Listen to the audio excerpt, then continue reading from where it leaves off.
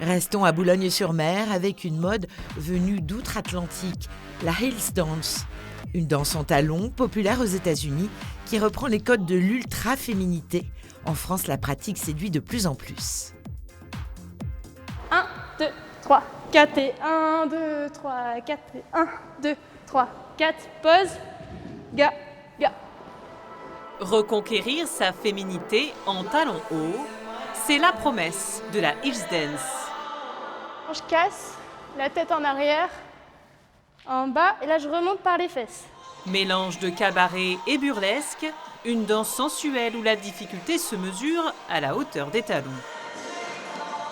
Nous, on a eu l'habitude de pratiquer de la danse aussi sans talons et c'est totalement différent. Enfin, avec le talon, c'est beaucoup plus féminin. Puis même, confiance en soi, ça joue aussi d'être en talon aiguille. On se sent plus féminine, plus imposante. C'est vachement bien. 1, 2, 3, ouvre. Ça va vraiment engager tous les abdos, les jambes.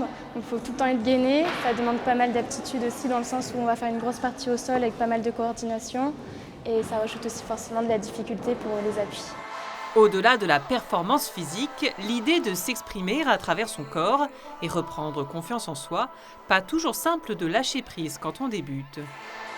C'était un petit peu compliqué pour moi d'être un peu dénudée, etc. Mais finalement, avec la confiance justement que Sarah nous donne, c'est génial. Et de base, je suis très pudique et finalement, ça va.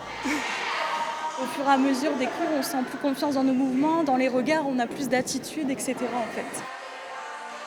Il n'y a pas de tenue obligatoire, parce que les filles, elles ont peur de ça. Elles disent oui, mais je vois, toi, t'es en short et tout, je veux pas trop mettre en short. Il n'y a pas de raison. Moi, parfois, je viens en baggy. Donc vraiment, c'est tenue libre tant que c'est assez souple pour danser.